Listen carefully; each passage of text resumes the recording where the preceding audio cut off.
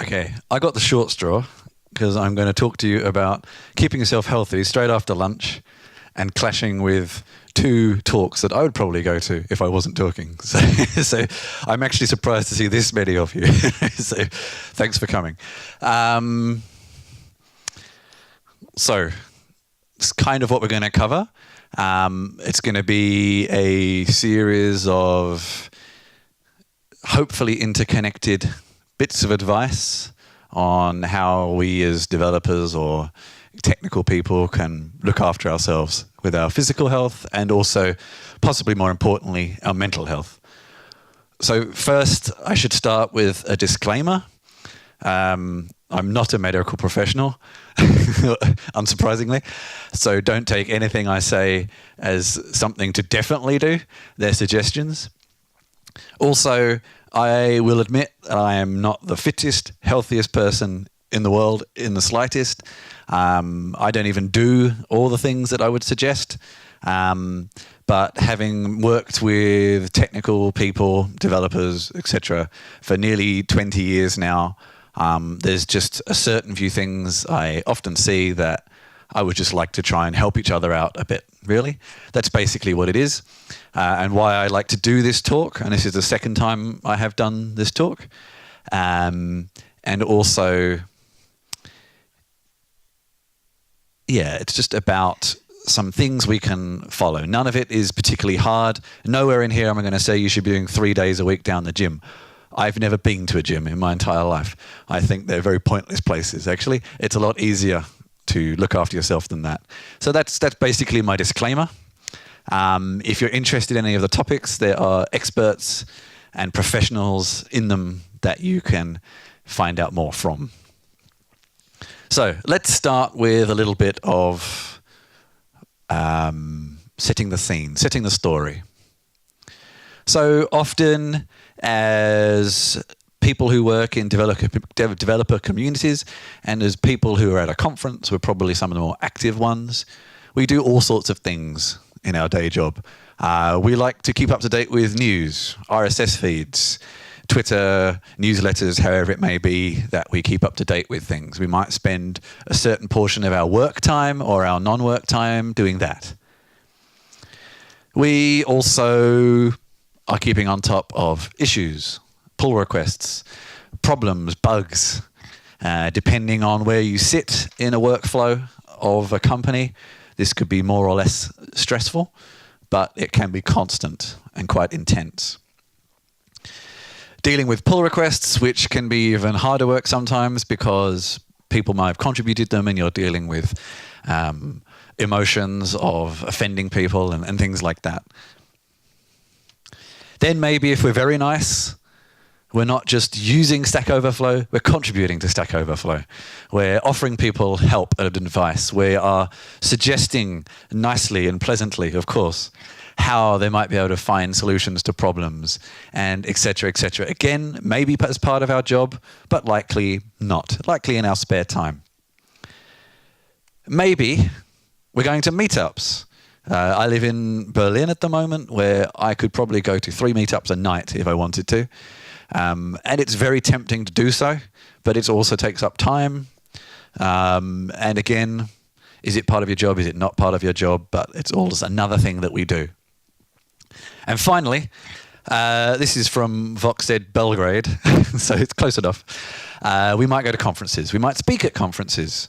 That takes time. Again, in addition to maybe your job, or maybe not. Travel itself is quite exhausting. It seems like fun to begin with, but it can actually be quite tiring in the long run. All of this on top of a job, and maybe you've also got a family, and that's something I don't know about, but that is a lot of work as well. So, a lot of people may say, and I mean, when I say this, I mean people who aren't developers, may say, you know, don't you all get really well paid? Don't you all get amazing benefits like riding around on unicycles whilst playing ping pong and drinking free beer all day long? Don't you work in amazingly cool offices? You get to sit in a hammock all day. Or maybe you have a rooftop terrace that overlooks a fabulous view. And Yeah, I think I already said that one. But watching cat videos as well, is an important part of our job, obviously. Well, maybe we do. For some of us. Not all of us. But still, your health is important. And even if you are working at a company that gives you all these great benefits, that doesn't actually necessarily improve your health in any way. In fact, a lot of those activities, apart from playing table tennis, probably don't help your health, actually. So this is why I kind of wanted to do this presentation, really. And let's be blunt, unless you have a belief in something different, but my belief is that we only get one chance at our health, generally. So we should try to be as good with it as we can. So let's actually get started on discussing some ideas and some bits of advice. My first question is, what do you notice about these images? Here is number one. It looks pretty cool. Lots of screens with green on black or white and black. Looks a pretty normal developer sort of office setup. Here's another one. Maybe that's more of a co-working space, I think, by the looks of it. And another one. There's one person maybe breaking the rule in this picture. But let's have a look again. What is everybody doing? Sitting. Yes. This is not a new topic of discussion, but it is one that we are still extremely guilty of, and I would say more so in Europe. US, and I spent a lot of time in Australia as well, is maybe one of some countries that think about it more, but in Europe we're still quite bad at this, at sitting down a lot. And we all know that sometimes when you get in the zone, you're working on a problem, you're working, and 4 hours later you look at the time and think, holy crap, I've been sat down like that for 4 hours, and you didn't even notice. So this is according to the NHS. I haven't actually lived in England for 10 years, but this is the best source of knowledge that I could understand, I guess. So here are some of the problems, and this is still not completely 100% proven, but is largely believed. And you'd like to think that if a National Health Service is saying it's a problem, then we're getting near to full support. But here's some of the potential problems. And these are not, by all means, small problems. These are things that can affect your health in pretty bad ways. But we still do it quite a lot. And I found this was probably the best reference article with some really nice infographics if you want to look at it a bit more. But it's still a strange issue. A lot of people, it's like smoking maybe was 10 years ago. A lot of people know it's wrong, but when you go against it, you're still treated as being a little odd.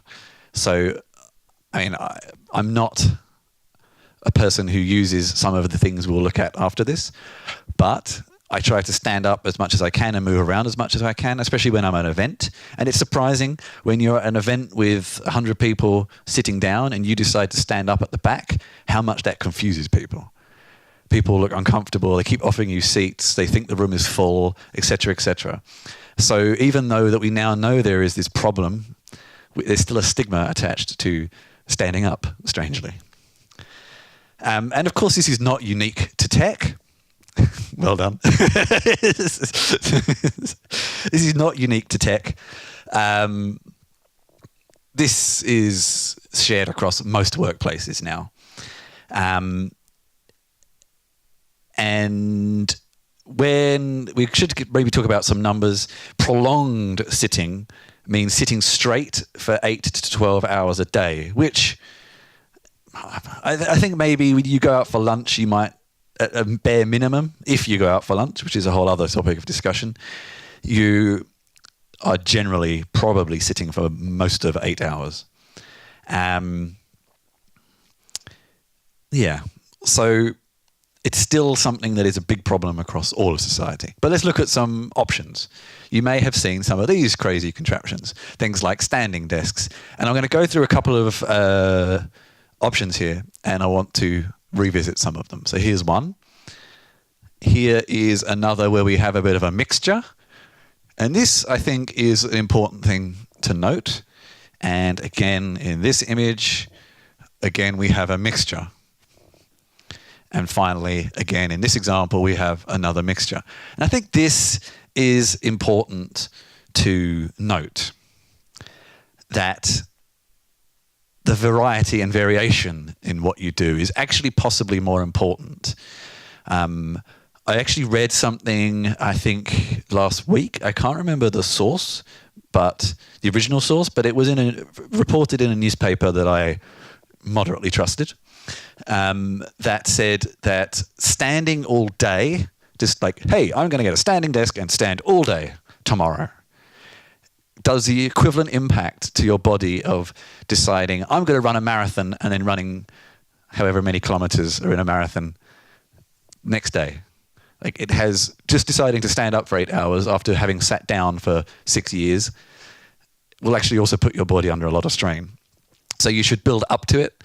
And again, it's moderation. Sitting down a little bit, standing up a little bit, moving a little bit are actually probably more what you want to do, not going from one extreme to the other. So this is why I wanted to highlight some of these pictures where we have mixed options and opportunities. Here's some more extreme examples. Walking desks have become more popular. This is a slightly crazy example, and I think this is a real office. So this is quite a crazy example, and things like this can be very expensive. I have these next photos are actually from some friends of mine where they've made their own. You have just a treadmill, a heightened desk, and this is one setup, and another person here has something similar.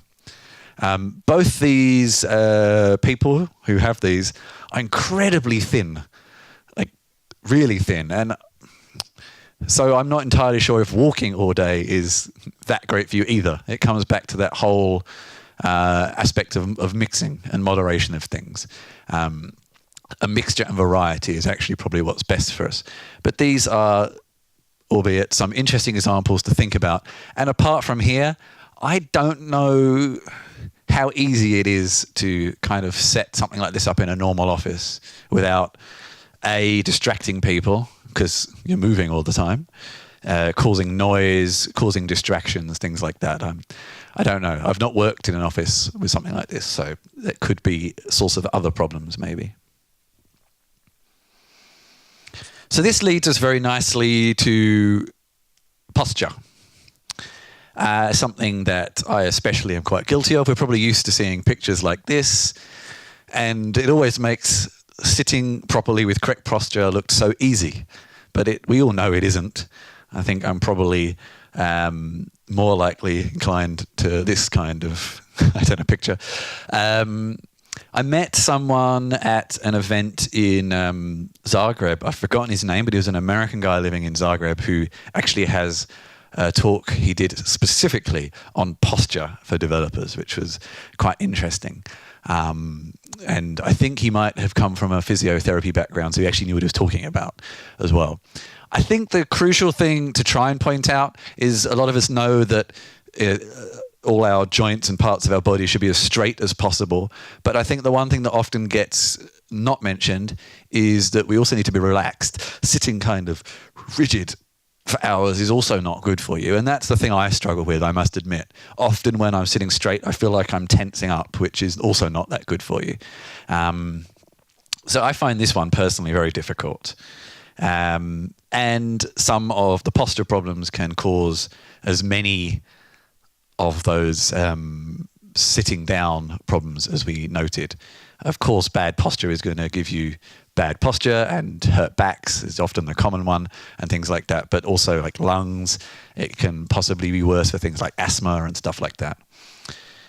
So how can we help maybe solve some of these as well?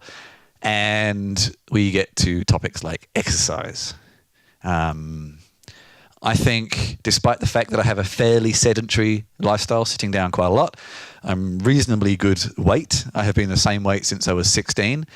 And I'm not going to say that's down to exercise. I'm going to say that's just because I'm damn lucky. My granddad was as skinny until the day he died. My dad maybe not. So I think for me, it's just luck. But I ride a bike. But riding a bike is actually not particularly the best exercise for getting rid of weight in the first place. It's okay once you've got rid of it. But let's start with a funny picture. Yeah. There's a certain truth in this that I think the one that always made me laugh was living in the city and driving to the gym. Things like that always seemed rather pointless to me.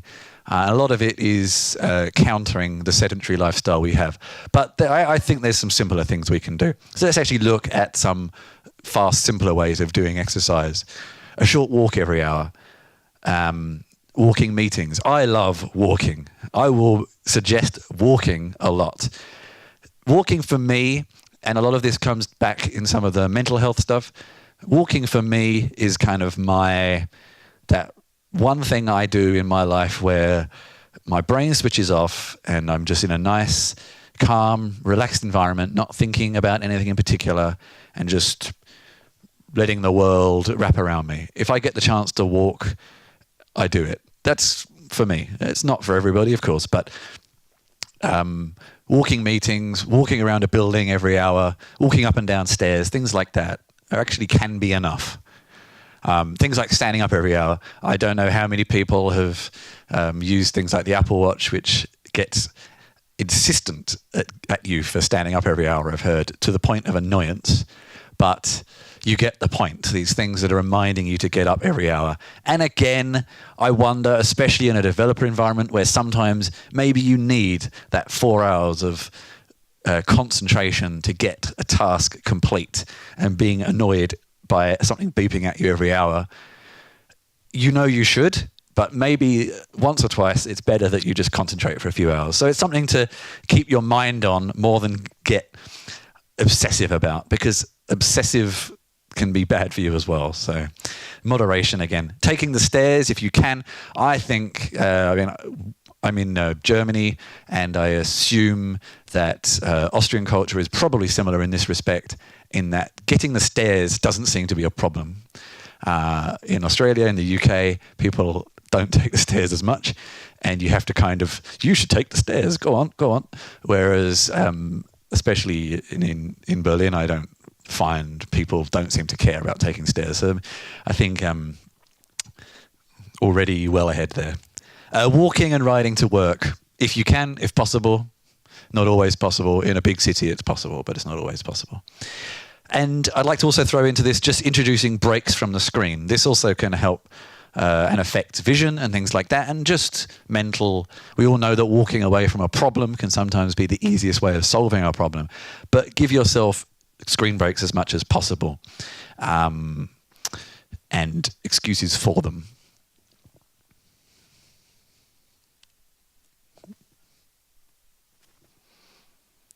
Okay. Let's move on to mental health. This chunk of meat, well, not this one. I don't think this is a real brain, but the thing up here. I think there's mixed opinions on how much energy the brain uses throughout the day. It consumes 20% of our body's energy, so the calories that we put into our body. But it's unproven, even though I would like to think this is the case, if there is much difference between thinking hard and having a very intellectually challenging job and the levels of energy consumption that your brain needs. It seems like there might be a connection, but this is unproven. But people do generally agree that long periods of mental activity can have an impact on your levels of energy. And this may or may not be connected to this energy consumption, or more just the strain of concentrating on something for a very long time. Because sometimes we also know that struggling with a problem for 4 hours is really frustrating, but when we solve it, it can also be incredibly stimulating. So it's sort of mixed opinions here, but this thing up here does use a lot of actual energy as well. In a similar vein, I like to think anyway, technology has done some amazing things for us. It's put us in connection with many people. It's enabled us to have distributed teams and enabled us to be able to even have things like distributed systems, distributed version control, and all these ways that we probably are working with our colleagues. But this constant access to technology can also be very isolating. I mean, Asian countries are sometimes seen as an extreme example, and that's sort of intentionally why I found this picture. But we've all been on public transport or in buildings where no one is talking to each other because we're all involved in a device. And it's a very easy escape. It is a very easy escape. For most of us who possibly grew up being picked on and bullied as we were younger, and now we're in a world where we can be connected to people who are like us instantly, it's very easy and very desirable to be in that world instead of the real world sometimes. And how many people work from home here? Most had, sort of went half up and down there. And this has its advantages. It has lots of advantages, but it can be isolating as well. I find myself always wanting to go and do something in the evening because to me, relaxing in the environment I've just worked in, it's too tempting to just keep working. I force myself out most of the time, and sometimes I am forcing myself out if the weather's horrible and things like that. It's not always an easy thing to do. So again, here's some other ideas to try, whether you work at home or not. And some of these may be more confronting than another. First, we can start with going for a walk. Again, I told you it would keep coming back. Just relaxing your brain, releasing it even for a few minutes can do wonders. Speaking to a stranger.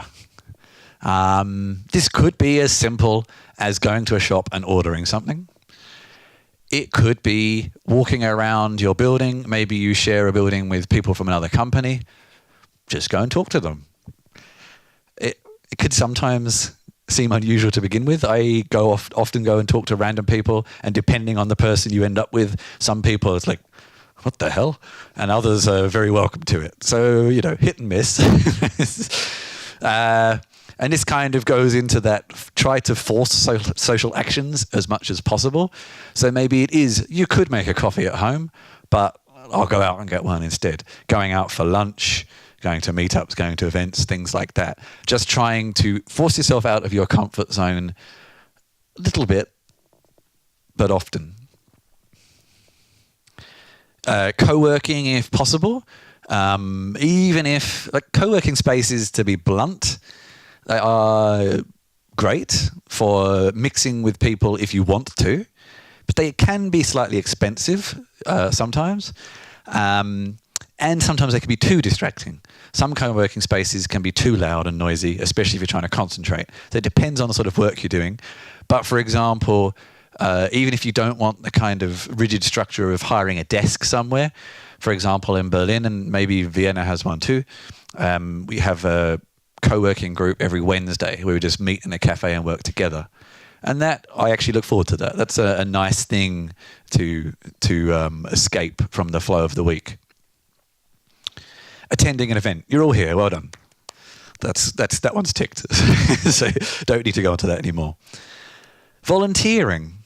Volunteering, actually, this goes off on a slight tangent, but it's not only a great way to get out of your comfort zone, it's a great way to learn about different people and different aspects and things like that. And I thought when I moved to Berlin, I would struggle to volunteer because my German is okay for day-to-day life, but I wasn't sure how much use I'd be as a volunteer. And recently we started the Refugees on Rails in Berlin, and that was perfect for me because they wanted English speakers. It was programming related. So that was a great thing to do, and it's really interesting. Years and years ago, I also taught computing for beginners, complete beginners, retired people, again, recent migrants and some other groups who had never touched a computer. And it is amazing how many things you take for granted that when you go completely out of your comfort zone and meet someone who doesn't have that background and that experience, you think, well, holy shit, this thing that I just thought was obvious isn't at all. And it really opens your mind up to these things sometimes and makes you think about some of the things you do differently as well. So if you have time, then I would strongly recommend volunteering if you can. Take a nap. This is one that we're not very good at in northwestern Europe, but other areas of Europe and other countries are very good at it. And some of it's down to climate, some of it's down to our work ethic, but and it's not, that makes me sound like I'm criticizing the other. I'm trying not to anyway. And it can do, well, Napoleon. He's a northwestern European. Sort of. Corsica is actually, but anyway, that's a whole other discussion. I think he was someone who did it. I think, I'm not necessarily saying what his outcomes of his work were entirely positive, but he did a lot. And some other people have proposed this. Other countries are a lot better at doing this. I used to work with a guy from Hong Kong who would, after lunch, sit in his desk and just fall asleep. And I could never do it. And it was amazing how he managed to do it, just like that. It was almost like he said, I'm going to go to sleep. Off I go. And he would wake up refreshed, didn't need 3 cups of coffee, etc., etc. And finally, meditation. Meditation, mindfulness, these sorts of things. I personally find these very hard. I live quite highly operational the whole time and find it slightly hard to switch off. But this is something I want to try more in 2016. I don't want to keep making excuses. I am going to try it because it can be good for relaxing your brain. On that note, we are all now hyper-connected, and we probably recognize scenes like this. And again, this is somewhat inconclusive. We have evidence to say that using a digital device, or more crucially, a device with a backlit screen, or even a non-backlit screen like a Kindle, an hour or so before bed really affects your sleep patterns. Then there are other reports, often funded by Amazon Kindle, that say it doesn't. So we're a little inconclusive. But I suppose fundamentally, definitely switching off mentally an hour or so before bed is a good thing to do. Then we also have this rise of things like blue light filters. Blue light, because this is a sort of a thing that has been increasingly talked about since I last did this talk. So I'm just going to read some notes to make sure I get this correct. So the theory says that exposure to blue light, which is the dominant color that comes out of screens, at night is a bad thing because it effectively tricks your brain into thinking it's still daytime and suppresses melatonin, which is a hormone in your body that's produced at night and prepares you for sleep. Someone on the extreme end actually suggested that if you had a blue LED shining in a car dashboard, it would stop people falling asleep whilst driving, but that's just a theory. And this can lead to bad sleep, basically, and lack of sleep is bad for you, which we'll come to in a minute. I was always a bit skeptical about these blue light filters. I've been trying Flux on my laptop, and I use an ebook reader called Moon Reader on my Android phone, which now has a blue light filter. And I don't know if it's psychological, but I do feel better.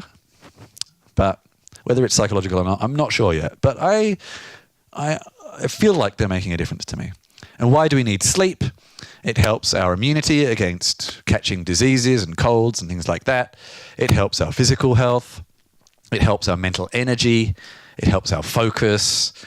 And again, I've taken this from the NHS, but most health services all around the world will agree with this. We've all had those times where we've had a lack of sleep, and we know how we feel after a long period of that.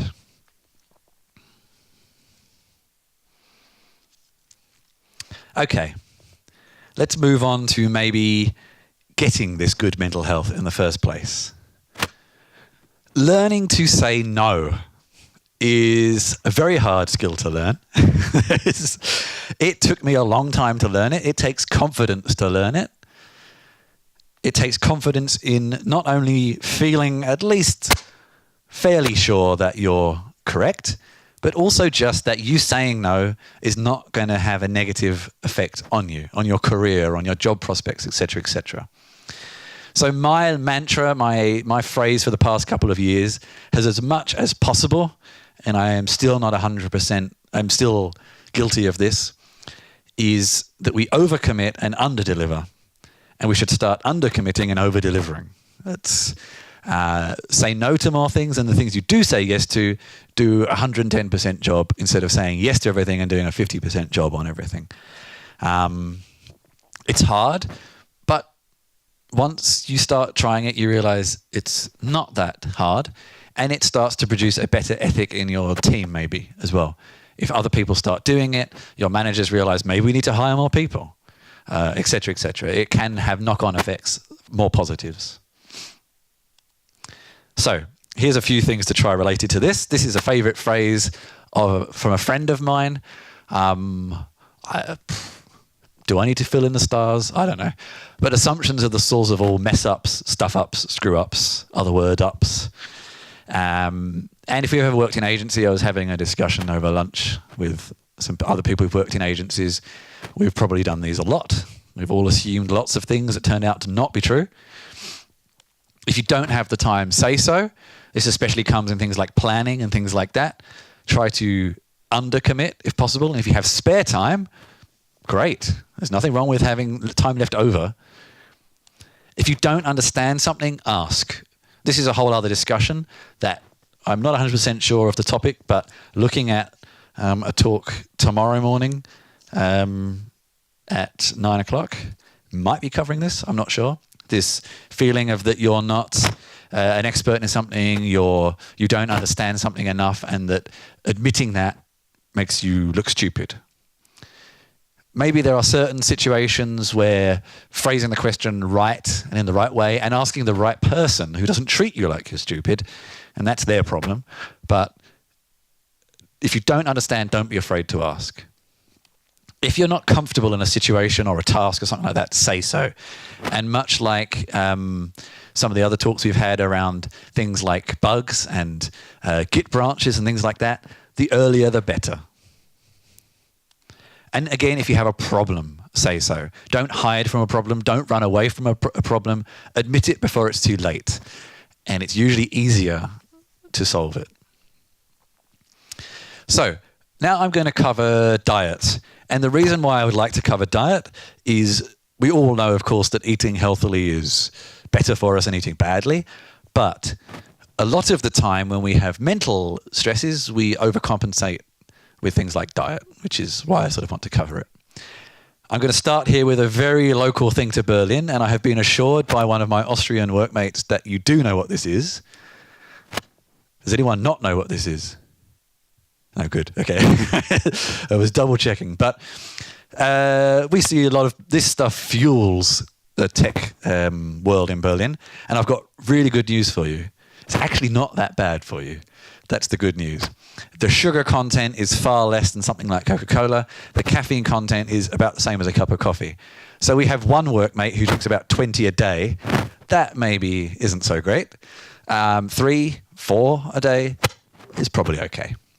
So that's the good news. The other thing that we get pulled into a lot in tech communities, especially kind of social events and things like that, the evil pizza. Now, and other junk food. Pizza isn't necessarily the only offender, but it's a very common one. Done right, some junk food is okay, but problem especially with delivery pizza is half the time we have no idea what's in it, how much cheese, how much fat, how much salt, things like that. And I was quite shocked last time I read a packet of frozen pizza, and I try not to eat it anymore after reading the ingredients list. I was actually blown away with how much crap was in it. So my wife spotted a nice little gap in the market here, and she's been doing like healthy catering for tech events in Berlin recently, and it's been going surprisingly well. Most of the time people pick pizza because it's easy and convenient, not necessarily because they want to. So, but this also covers crisps, chocolate, cakes, things like that. Often we're eating these things because we feel tired and we feel stressed, and I'm trying to figure out what keeps making that noise. But often we're doing it because we feel stressed, and that's possibly more the thing to solve. Double backing slightly to the energy drink. So we've already said mate isn't too bad. Energy drinks, on the other hand, and maybe I should have updated this. I just realised it's my one Berlin reference that I probably should have taken out and found some kind of local. This actually exists in America, not in Germany. God knows what it tastes like. I shudder to think what it tastes like. But things like Red Bull, stuff like that, they are bad for you. They overpromise what they're going to do for you, and generally it's just a lot of sugar. Yeah, I don't like them personally. I have no problem with getting myself off of them, but they are quite bad for you. If you do feel like you need a bit of an energy kick, go back to mate. That's actually okay. So now let's come back to some of the more difficult ones. Alcohol. I am half English, half Australian, ex-musician. Of course I like a drink. That pretty much, that trifecta of factors there means I do like to drink. We often get free beer at events, and most people will drink in moderation. And I don't have to go into the reasons why too much alcohol is bad for you. I think we all know those. But if you're tired and you're stressed, it's a natural thing to gravitate towards and can lead to other problems. And it's not easy when there's so much of it around and it is free. That's kind of... And again, I think some European countries handle this better than some other countries in the world. But yeah, something to... Next one, I'm going to try some sound here. See if this works. Oh, okay. Cool.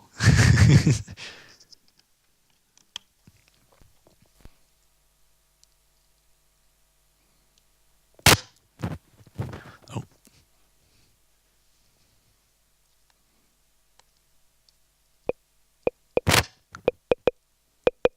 Cool. Okay. This is really worth it. Trust me. Okay.